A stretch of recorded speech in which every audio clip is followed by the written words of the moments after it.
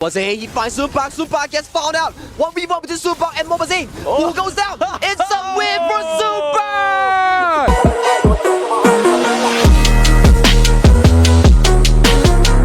Starting off with a banger of show match for both of these teams. The crowd in the Amazon Arena. Can we get a Jayo?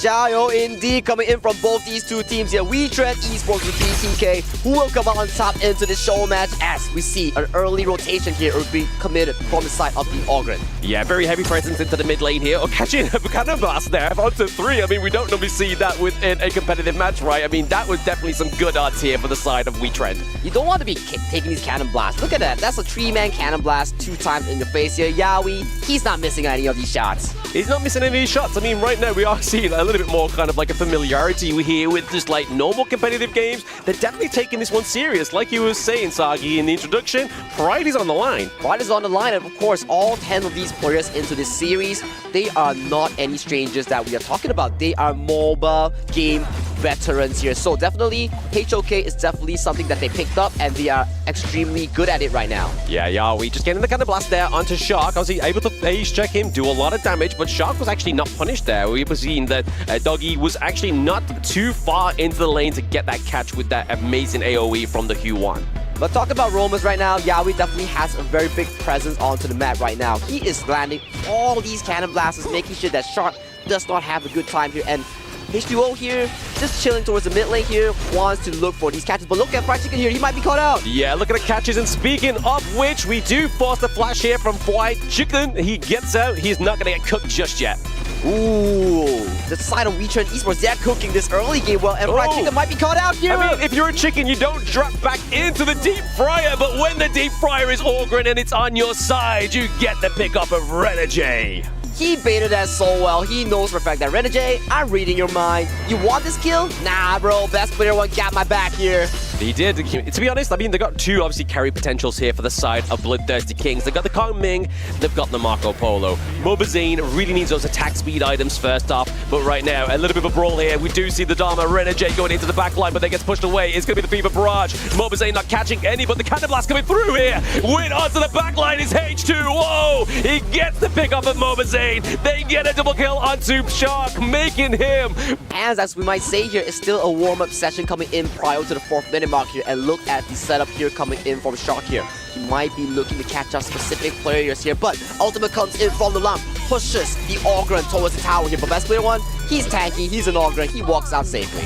Walks out safely, and we see here the bot side of the map, BTK looking to take that T1 before they even go for the Tyrant objective. We do get the Mulberry Power onto Yaoi. He's able to get out, Cannon Blast onto 2. We do see Renegade into the back line, he catches! Boom! This is trouble for the side of BTK. They just lost a lot of damage. They're looking for a little bit more. Think inside the box, being committed a little bit too early there. We do get the push away onto Fried Chicken. The flash being expanded here, and they are able to get out, but best player one is committed to try and get some kills. Get a bit of revenge here and without taking any L's anymore. But we are seeing a bit of a teleport down to the bot side of the map. We do try here with H2O, trying to get that T1 takedown, but now best player, Fried Chicken on top of him. Can he get the death blow to get out of there? But the execute comes through.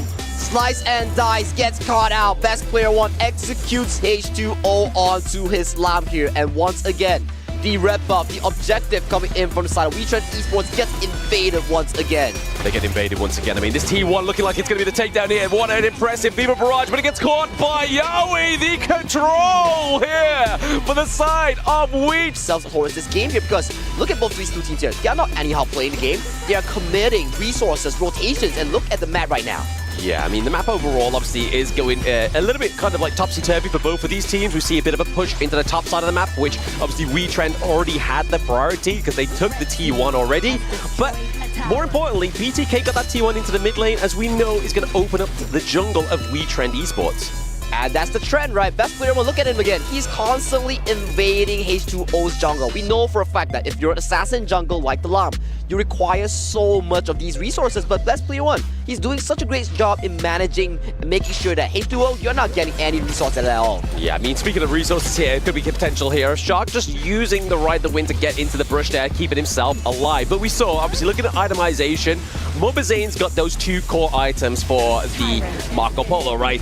The Doomsday, the Sparkforged Dagger, but what they don't have is Hoon going into this team fight. The Mulberry Power doesn't connect onto Dogie. He's able to use the Unending Sorrow to get himself out of there. Renergy coming in clutch with all these moments, right? He's always something that you do not want to be happening right now. And look at this once again. H2O might be caught out by the situation. He gets executed! Oh no! You mean, when you're thirsty, you need H2Os. And onto the side of We Trend Esports there. Especially as the Overlords and Vanguards are slowly marching towards their base right now. They have extremely high wave pressures coming in from all 3 lanes. Bot tier 3 already going to the hands of BTK as of this point. Yeah, I mean, look at that. So we were looking around about 2k gold difference at certain points in the game, right? But now it's definitely a sizable amount here for the bloodthirsty Kings. I mean, if they didn't have a gold lead with a name like that, I feel like it's misbranded. But into the point here is going to be the think inside the box catches 2. Is this going to be the comeback? The trendsetters, We Trend Esports, they get a pick up onto the farm lane duo there. But Fried Chicken into the bot side of the map, trying to put pressure onto Renegade and Dogie as the side H2O trying to keep them away from that T3 in the mid lane. Ooh, H2O, the assassin legend here, cleaning out 3 members from the back end here. And Yawi once again, I gotta comment this guy. He's landing so much crucial engages here, and look at Renegade and Dogie. They're desperately trying to defend this tower, but they get engaged on the Best Player 1. He stays alive, but he gets taken down. Fried Chicken, can you do it? The second wind here from Fried Chicken on the fire and keeps himself alive. The sustainability, he's looking to try and just keep those minion waves coming through into the mid lane, trying to get that T3, but hey, I mean, there's a good time to get out of there, and that was it. Clutch moments coming in from both teams here. That was an explosive team fight here. Once again, the Renegade Yawi synergy is showing up massive. Let's check out the replay real quick. Okay, Renegade, he has his ultimate real up. He's looking for the angle. He goes in for the knockup onto Best Player 1. Sets him onto the wall. H2O comes in with the execute damage. Yeah, execute damage come through there cleanly there for the side of We Trend Esports. But I mean, that was what, like a 4-1 trade overall? We are seeing it in the actual live that both mid lanes have been traded here. H2O gets the Shadow Tyrant for this point in the game. So obviously, We Trend, for those at home, are going to have the extra damage, have the extra movements. This is how powerful the protective winds are on the console U pick here. And this is why it's one of my favorite mains. There it is. Just using that movement speed from the protective winds. It's not going to be enough to get him out of Fried Chicken's palms, and he does get cooked and fried. But hey, a 1v1 win against Mobazane here. We take that, and Soonpop comes out on top here. But that's not his base here. He falls towards Fried Chicken and Shark. Yeah, I mean, overall, if you're looking objectively, BTK are playing the map a lot better, right? I mean, they still have a T1 alive in the mid lane. They still have T2s into the side lane as well. So really, they're putting the pressure on quite thick into the early game, which is giving them this kind of lead that we're seeing right now. But there we go. Yahweh with the great think inside the box. Renegade with the collapse onto Motsu as well. Crucial crowd control 3. Down goes Shark. But still, we have Fried Chicken and Best Player to 1. They are looking as the best duo onto the side of BTK. They're looking for a little bit more, but they are still trying to run these minions through into the T3. They get it. Takedown. Okay, Mobazane looks to jump in with his ultimate right here. He's looking for the kite right here, and H2O goes in.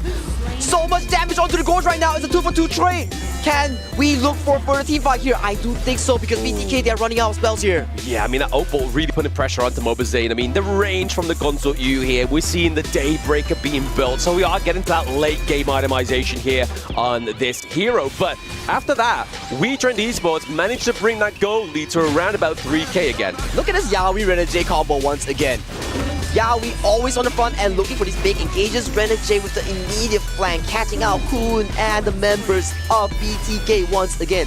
Wow, Renegade, he's so good at these angles. So good at the angles, but here the conductor's all being committed as well. But Dogie is looking to use the Unending Sorrow, but still gets taken down. The death precipice is gonna be all they need on the side of BTK. But impressive, Yahweh is. Imagine how funny it would be if he watched Assassin Dave's video on these combos of Motsu. Well, I gotta say here, he doesn't have to watch it, but he's definitely doing pretty well. Maybe he can improve better if he watches Dave's video here. But look at the wave state right now.